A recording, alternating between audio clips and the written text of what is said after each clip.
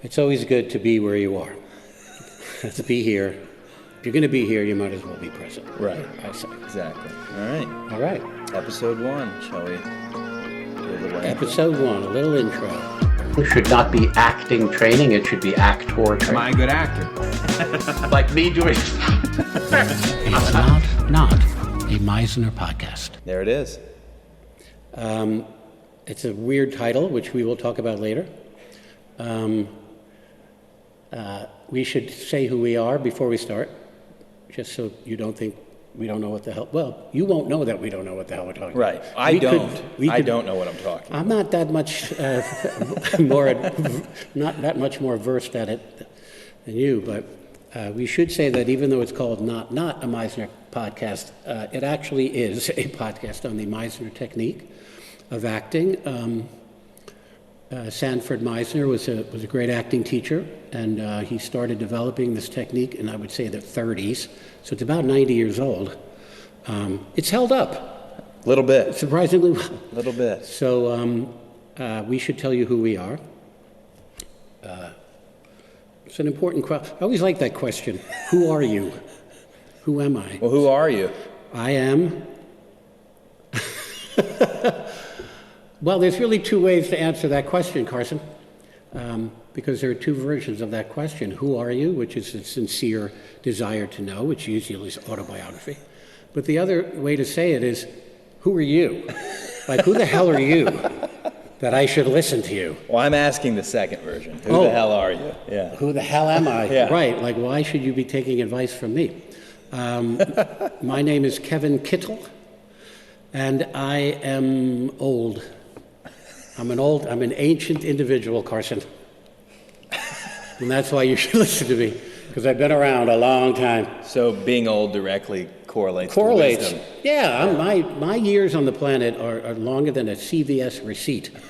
You know when those things are coming out, and they keep coming, and then they stop, and you go, oh, thank God, it's over. And then you go to get it, and it starts again? Yeah. That's what my life is like. Yeah. Every time I think, mercifully, it's over, it just starts up again.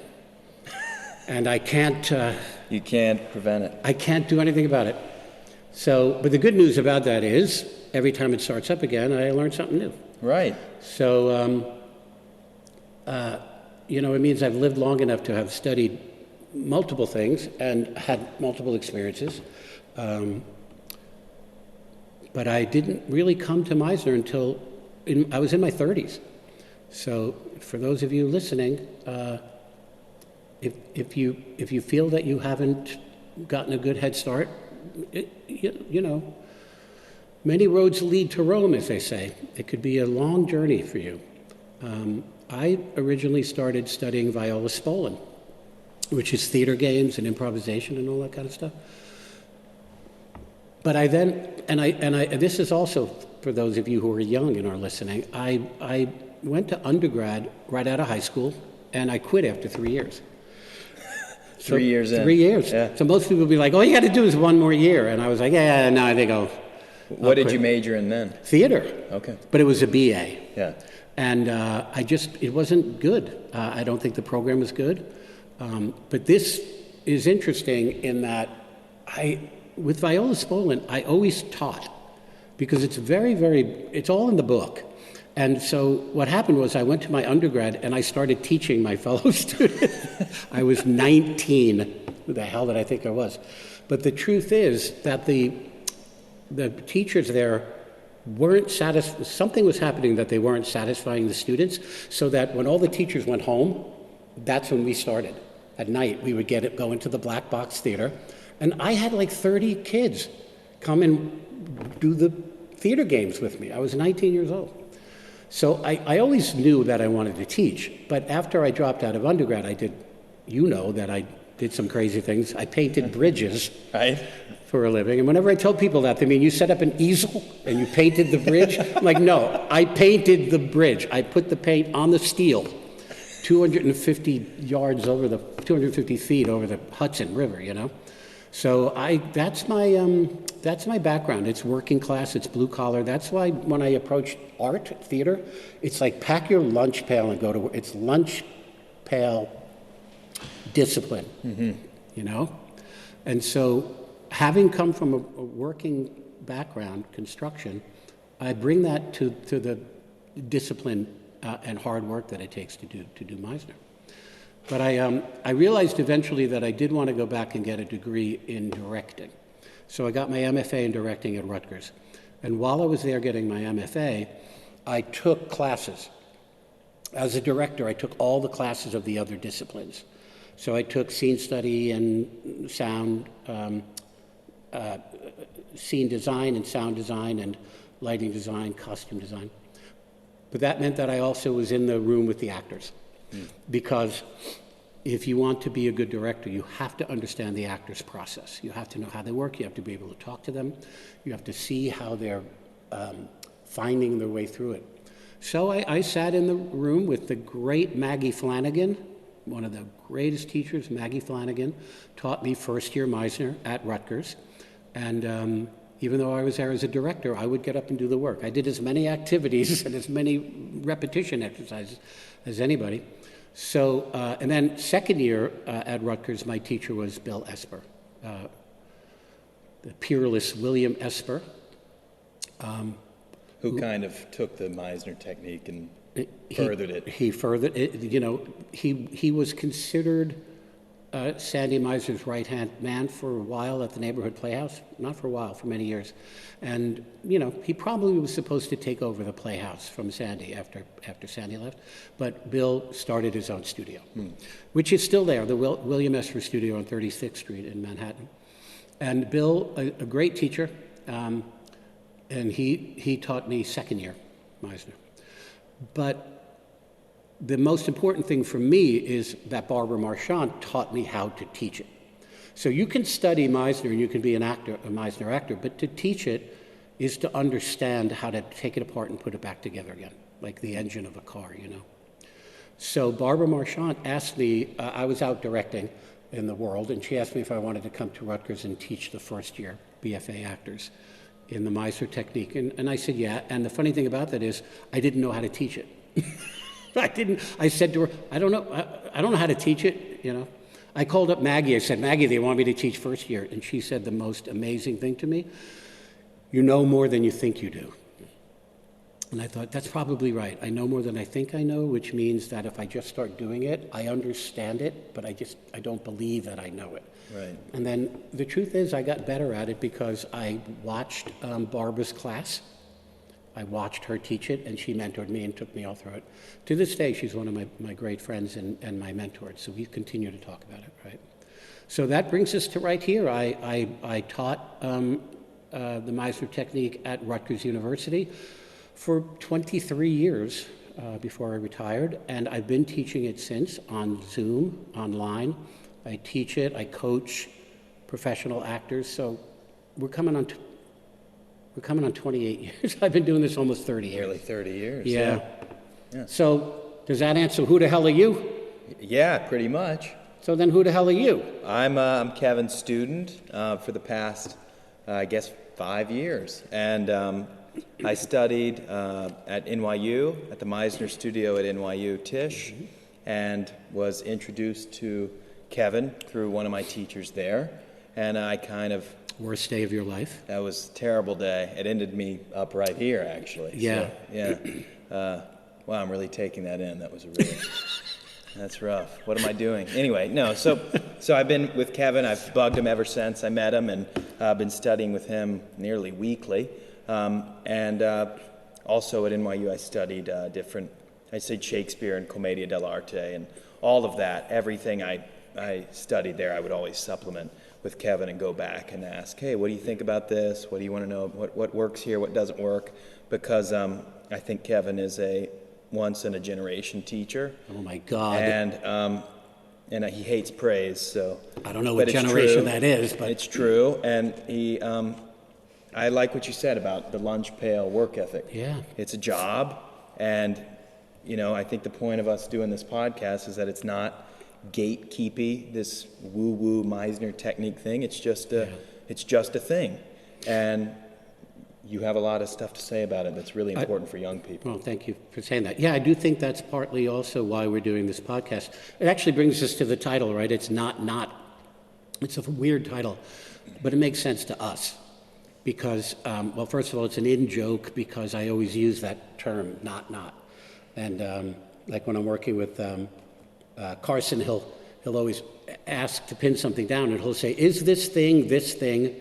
And I'll say, well, it's not that thing, which, you know, it's because I like dichotomy, I like paradox, I like ambiguity, and I firmly believe that something can be a thing, but inherent in it is also not that thing, or multiple other things, you know? Big fan of complexity. So when people heard that I was doing a Meisner podcast, first of all, they fell over that I was doing a podcast. You will all find this in future episodes. I am a Luddite, and I hate technology, and didn't even really know what a podcast was until someone said, you should do a podcast. I'm like, that's great. What is that? But when people found out that I was doing a podcast, they said, is it going to be a Meisner podcast? And I said, well, it's not a Meisner podcast. So, and all we mean by that is it is, but also multiple things. Yeah. Like hopefully we can talk about commedia dell'arte and other kinds of clowning. Hopefully we'll invite one of our company members in who's a mime. Hopefully we'll talk about Michael Chekhov and his technique. All of these techniques are extraordinary, and none of them cancel out Meisner, right?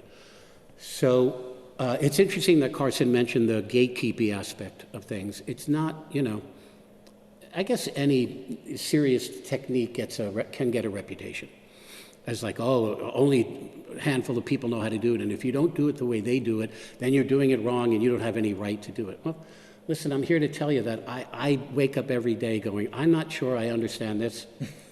I teach it, and I don't. Somebody asked me once, when did you feel like you started to really be an expert at Meisner? And I was like, first of all, I don't feel like that still. Secondly, I said to them, I guess about 2 or 3 years ago. And they went, I was your student 2 or 3 years ago. You're telling me when I was studying with you, you didn't know what the hell you were talking about? I'm like, fake it till you make it, baby. Well, that was nearly 30 years ago. That was 30 years ago. But it's true. I swear I felt a moment where suddenly I was like, oh, shit, I understand this. Like I became unconsciously competent at it. It all just clicked. And I realized, like, no matter what is happening in front of me, I recognize where it stands in the sequence of Meisner. So even when I'm directing actors, I can see, well, what's blocking them? Or what ideas have they not come up with? Or what's wrong with their crafting? And so even when I'm directing professionally, I can find it. But as far as the technique goes, I don't want anybody listening to this to think that you and I are saying this is the way it goes and the only way it goes. This is, you know, I learned it from Maggie and Bill. I, of course, read a bunch of books on it, particularly Sandy's book and Bill's book, William Esser's book. Which is called The Actor's Art and Craft. The Actor's Art and Craft. Really, really great book on the Meisner Technique. So that's my understanding of it all. But I don't claim to be any expert at it. There are people, as long as there are people like Barbara Marchant around, there are better teachers than me at this.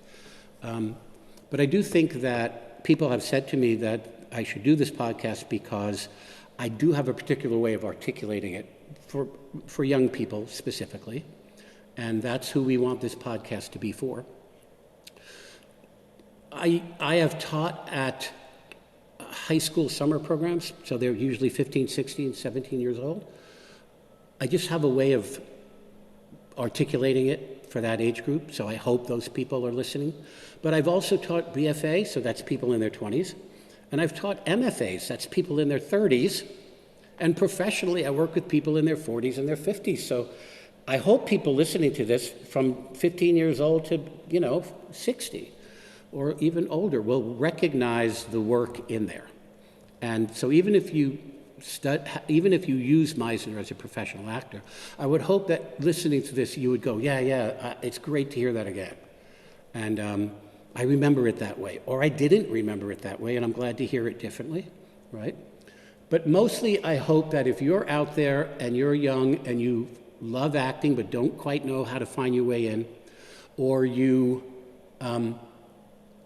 love acting and have heard of Sanford Meisner but don't understand the technique, even if you read some books on it, you might be like, I read the books, but I still don't get it. It's hard to pick it up off the page, It is. And I remember you told me once that it's better to read the book after you've done the training. Oh my God. Because you kind of think back to what you saw in class in the book. Yes, you'll recognize the training in the book rather than read the book. If you read the book, you may go, I don't get this, and then you might not go train. Right. Which is not a great idea. It is good, I hope, in our podcast, it's good to hear someone just talk about it, to discuss it, to take it apart. I hope there's an aspect of when we get rolling with this, that we may put an email address out there and have people write to us and ask questions, and then we can sit here and read the question and answer it.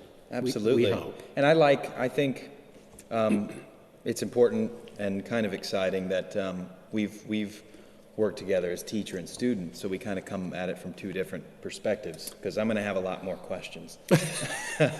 So going through that, I think, will be interesting. Why do you think, for someone who doesn't know what the Meisner Technique is, right? Not that you need to sell them on anything, right. but what would you say to someone who's asking or listening and saying, well, why Meisner? Yeah. Honestly, it's a very good question. I wouldn't say the answer is because it's the only technique and you must study it. My first question would be, why study? Like, I believe you have to study acting. By the way, there are plenty of great actors out there who never formally studied. But they did the work with people who did study, and there's a good chance that all along the way they picked up things that work for them. So they call it their technique because they tried it and it either failed or succeeded. So my answer to that question, why Meisner, would first and foremost be, why study? You have to. But secondly, why Meisner, as opposed to, say, any other technique? I believe that for the most part, most techniques address the same ballpark, which all comes from, all cause and effect realism comes from Stanislavski. So whether it's Strasberg or Uta Hagen or Stella Adler or Meisner, they are emulating what Stanislavski tried to do, which is to help the actor to operate from the unconscious, right? Stanislavski himself was an actor, and he was the first to sort of codify. He would say to himself, how come some nights I'm really good in performance and other nights I suck? And he actually sat back and said, what's the variable there? And he realized it was, if he was too conscious of the audience. Like, if he was on stage and aware that he was being watched, he would feel very self-conscious and wooden. And, well, of course, you're being watched. Can you tell we're in New York? Can you guys hear that fire engine out there? Or police?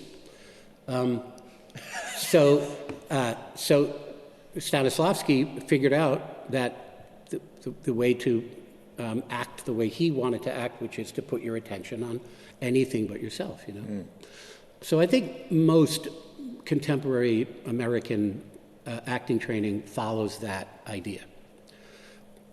Specifically, why Meisner? I think it's an extremely well thought out sequence of practical exercises. Like, it is really thought through. It's not a little of this and a little of that, and it's not, you don't show up and on the first day they hand you a scene. You don't know how to act yet, and they're handing you freaking Seagull, You work on yourself, and you identify what has personal meaning for you, and you let yourself improvise within exercises, So to us, the most valuable thing in acting, one of the most valuable things in acting, is spontaneity, impulsivity.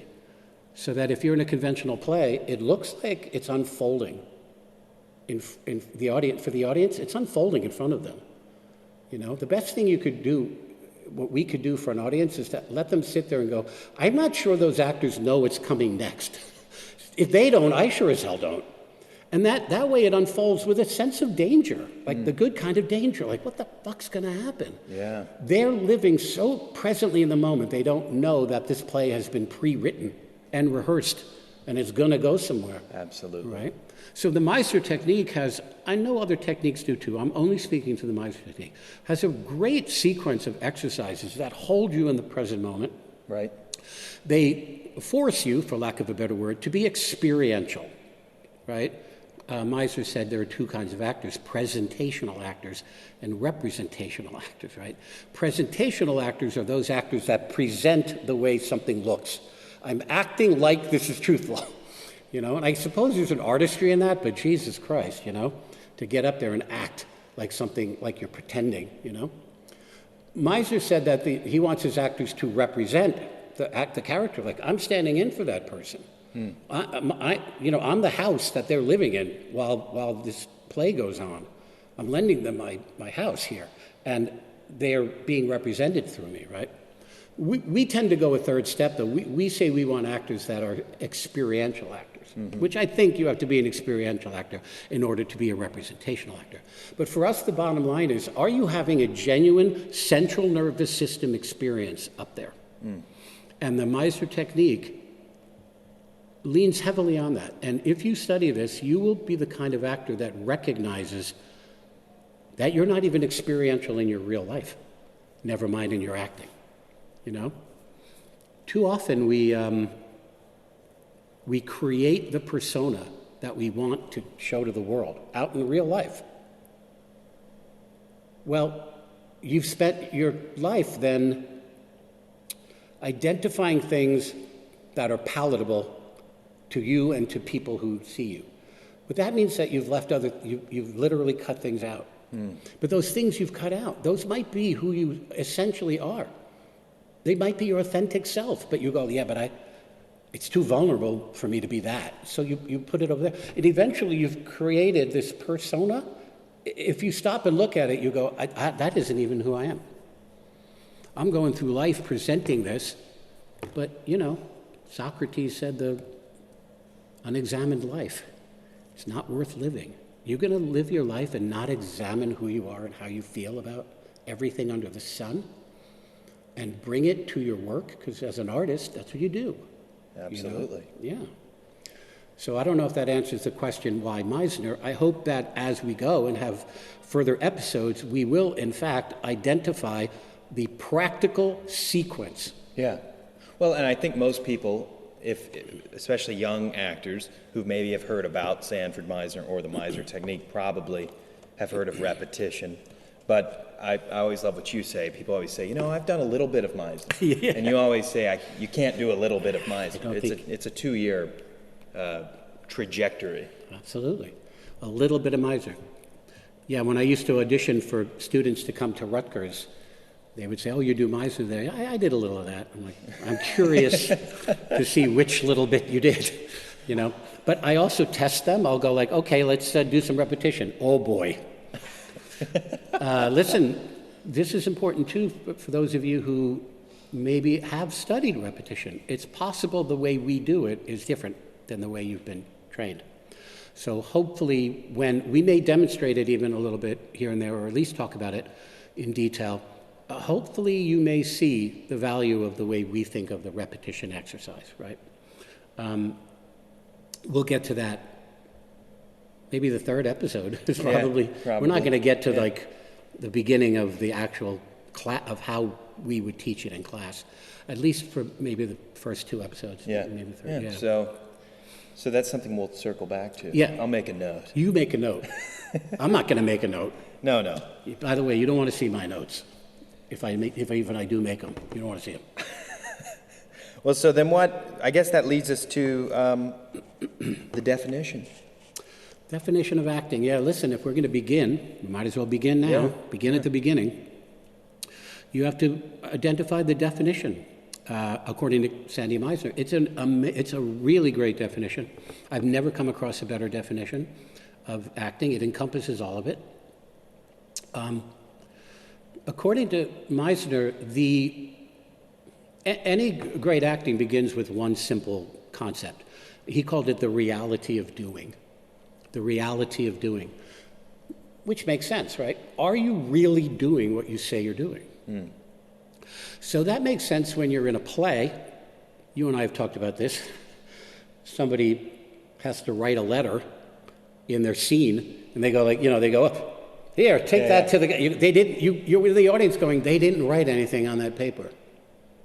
And what happens, of course, is the faith gets thrown out the window. We all have faith. The actors have faith. The audience have faith that what we're looking at is a reality that's occurring, in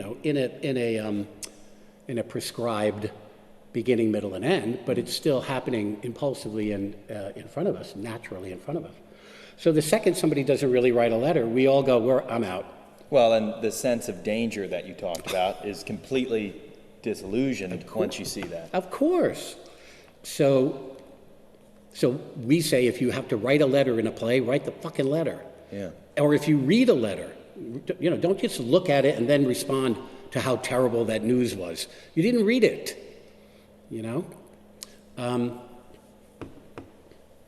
Parenthetically, this is where our actors get in trouble sometimes because the director's like, will you hurry it up? And the actor's like, but I didn't read the thing. Oh, you don't have to read it. Directors, hurry up, go fast. We'll talk about directors sometime down the line. I am a director, by the way, and I hate myself. Not really. But directors who don't understand how actors work, they will take shortcuts. And you may go, I can't believe in what I'm doing. Now listen, don't be that precious actor who's like, I must feel it or I can't act. That is not what we're saying, right? We actually believe in actors serving the play they're doing. So it doesn't help for the actor to be like, I cannot speak unless I feel it. Come on, man. Either make yourself feel it or figure something out, Yeah, just do it. Say the line, do the thing, do it, right? So this reality of doing, though, is achieved through, through multiple things, but mostly through Meisner's definition. Now, here's the thing about the definition. Whenever I'm teaching young people, and I ask them, first of all, I'll ask them what they think the definition of acting is. And if they haven't heard Meisner's definition, they'll just say the most extraordinary things like, pretending to be, I'm like, ooh, stop. The second you say the word pretend, I don't want to hear it, acting is entertaining. I go, maybe it is entertaining, but you're not up there to entertain, So we'll hear, you said when you were younger, you used to make faces in the... Oh, yeah, practice. I used to do that all the time, like thinking preparing for acting was working on my facial expressions and stuff. In the mirror. And that's not what it's all about. No, it certainly isn't. It's about the reality of doing.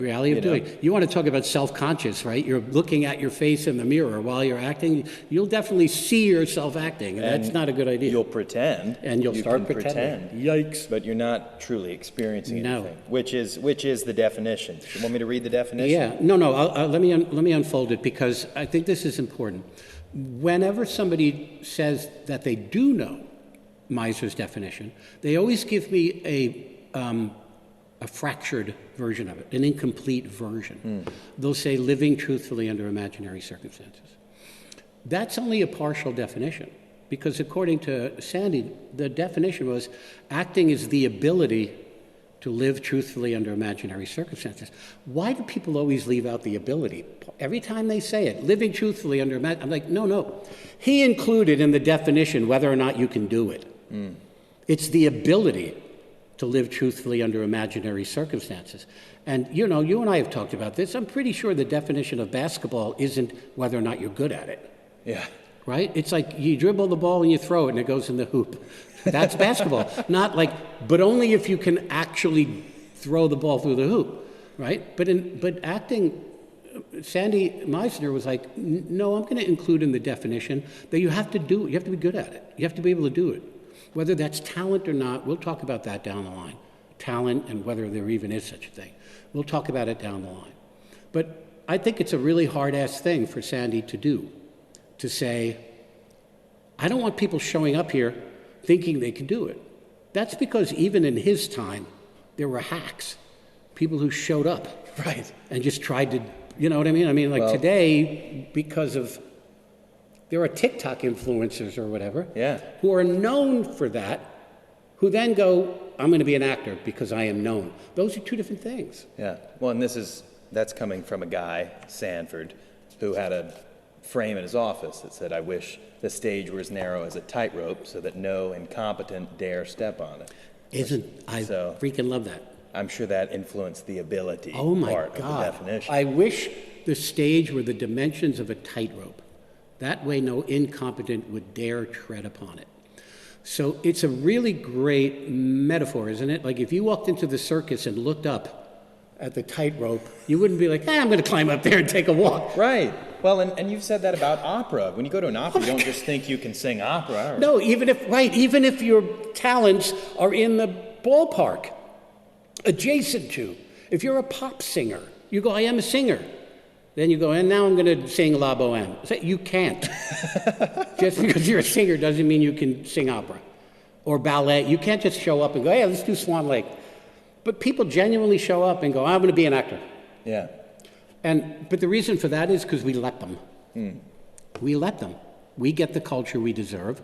So, if some TikTok influencer, God bless them, and by the way, maybe they do have talent, but somebody who's known for something, it doesn't mean being an actor and being a celebrity are two different things. Absolutely. Or being an actor, like a genuine actor, an artist, is different than just being known, notorious, or whatever. So you have to have the ability to do it, according to Meisner, right? And then the second part of that definition is live truthfully, right? To live truthfully. Bill Esper took a look at that verb and he changed it. He changed the word live to do. And the reasoning is, living, it's a bit of a general verb. Right. You mean all I got to do is go up there and live? Right. Well, and how do you ask, how do I say I'm going to go live? I'm going to go live. I mean, you and I are living right now. We're breathing. All you got to do to live is not be dead. Right. Just breathe. But we're not acting. So Bill changed it to do, the ability to do truthfully, like always be doing on stage. You're never not doing. But when you do, you have to do it truthfully. Really do what you're doing, right? And then the last part of that definition is under imaginary circumstances. So if you ask me what the difference is between Meisner technique and some other techniques, we would say the use of the imagination. Stella Adler, too. Adler and Meisner believed in the use of the imagination, the importance of the imagination. So the circumstance is not real. So all these actors who get caught up in it, I can't shake it. It's like, but that's not your real life. It's imaginary. You're lending yourself to it. You should be able to, I've told this before. I think I've told you this. Rhys Ifans, I think is his name, great actor. He did a movie once where he just played a character who was so hurt and so just devastated and lonely and alone, and everybody treated him like shit. And he played it so convincingly. I saw an interview with him, and they said to him, how did you, when the shoot was over, how did you shake that character? What did it take to let go of that character? And he said, 2 pints of Guinness. So that's what it should be. You go, oh, are we done? We're not shooting anymore? Good. Let's go to the bar, have a drink, shake it off, man, let it go. It's not real. Just a job. Just a job. Yeah. But when you're living through that imaginary circumstance, you are having a genuine central nervous system experience. It is happening. So it's true. Right. But it's not real. Right. Right? So the circumstances are imaginary, right? The ability to do truthfully under imaginary circumstances. Now, Bill, I believe it was Bill, added something to the end of that definition, which I only recently found out. A colleague of mine, Jennifer Monaco, who teaches at the studio, Esper Studio, told me that when she studied with Bill, studied training with him, he used to add to it, raised to the optics of the theater. The ability to do truthfully under imaginary circumstances, raised to the optics of the theater. I think that's from Bill. What I like about it is something that I worry about the Meisner technique. It is not enough for you and I to be truthful. You and I can be simply truthful because we're very close to each other, so our truth goes from here to here. Right. My heart to your heart, 2 feet away. But if we're doing it on a stage, my lips to God's ear, you should be in a Broadway play, there's 1,200 seats out there. We can't be simply truthful with each other. They won't hear us. And not only will they not hear us, they may not even feel us because we're not alive fully, vocally and physically, as well as emotionally. So raised to the optics of the theater just means that you have to radiate, which is a word from Michael Chekhov. You have to fill energetically, you have to fill the theater, but it still has to be truthful. Because some people, when they try to go from the rehearsal room to the theater, they go, and now I must turn to the audience and speak loudly. I'm like, well, you gave up the truth. So how do you fill that space with your truthful energy, still connected to your partner, still deeply alive, but also filling space beyond what some people call the fourth wall, right? Raised to the optics of the theater. Right.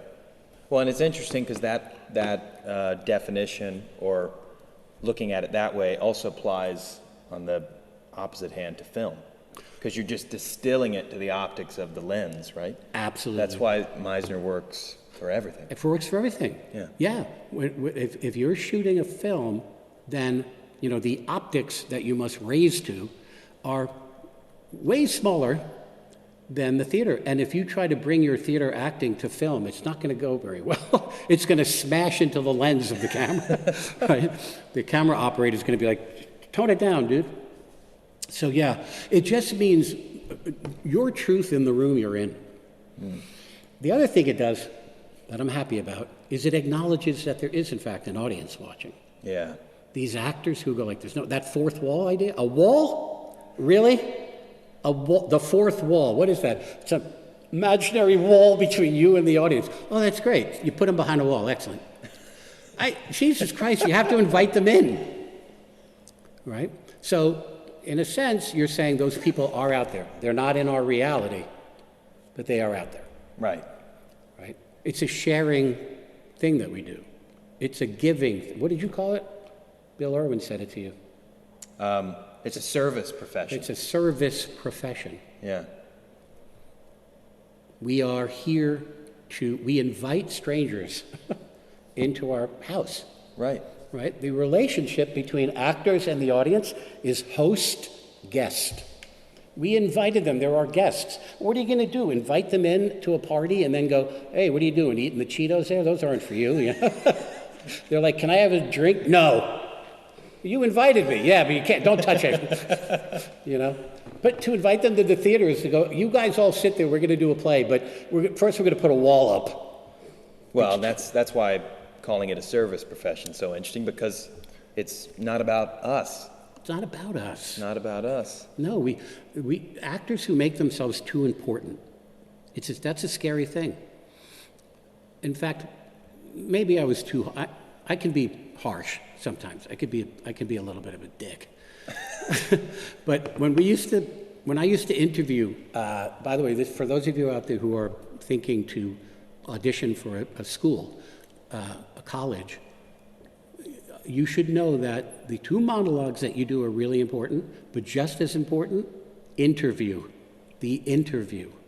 You sit down and talk to people, and everyone wants to know how you feel about acting and the value of acting. When I used to sit with some of these students, I would say to them, why do you want to be an actor? And they would go, well, it makes me feel, I'm like, uh-oh, we're out. They would talk about acting. I like it because of how it makes me feel. And I'm like, dude, it ain't about you. It's not about you, and it's certainly not about how you feel. No one cares how you feel. The audience cares about how they feel. And your job is to let them have an experience. They have a vicarious experience because you're having an actual experience up there. You have to have an actual experience, moment to moment to moment to moment. The audience lives through that vicariously because they recognize themselves up there. We were talking about this just today. Carson and I have a company that we're in. It's called the 1-1 Project. And just today we were talking about the value that people go to the theater to see themselves, but not just to see themselves mirrored back. They also go to see what they aspire to. So we're not just showing them how it is, we're showing them what we aspire to. We can be better, I wish that I were like that, It's a really important job. When people go to the theater, when it's over, they leave feeling differently than when they went in. That happens quite a bit. You enter the theater feeling one way, you watch a play, you come out, you feel different. Movies too. But I'm always fascinated that people, how was the play? It was very moving. They say it moved me. Well, we've taken that to mean it was emotional. No, you literally mean you moved. You came in feeling one way, and you moved. You literally transacted. You transitioned. You know, you transformed. You moved. You were moved. So the actor is the person that can do that for the audience. Move them, and you know, your job is when the play's over, the audience should leave and go, "I got to call my mom." You know, something in that play made me go, I got to call my mom. And I want to talk to her about that thing that's between, or whatever. You know, it's a hell of a thing. It's a service profession. You must be of service.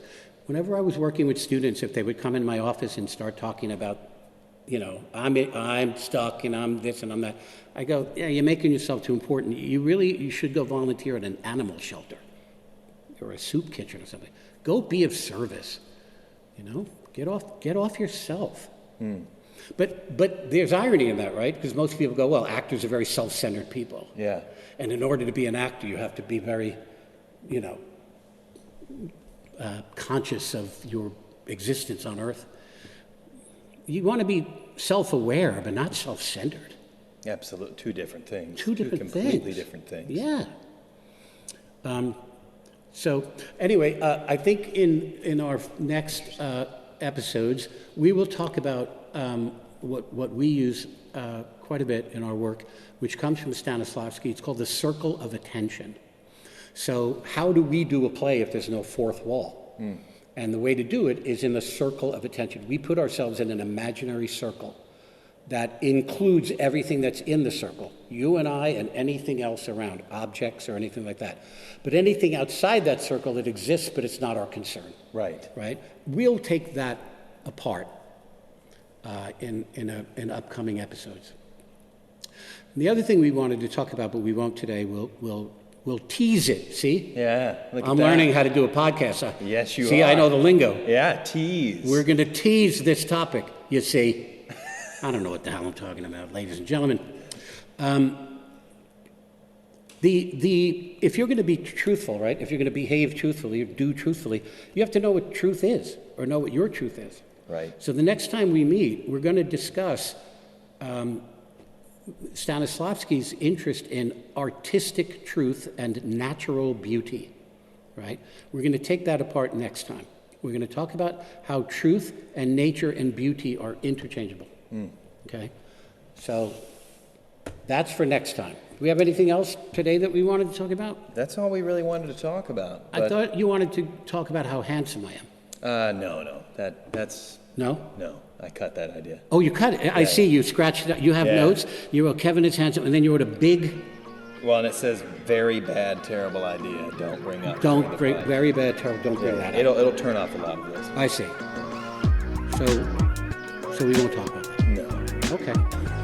Well, that's episode 1. Episode 1 of It's Not a Meisner Podcast. Yes, that's Kevin Kittle. I'm Carson S. Davis. And there you have it. Thank you for listening.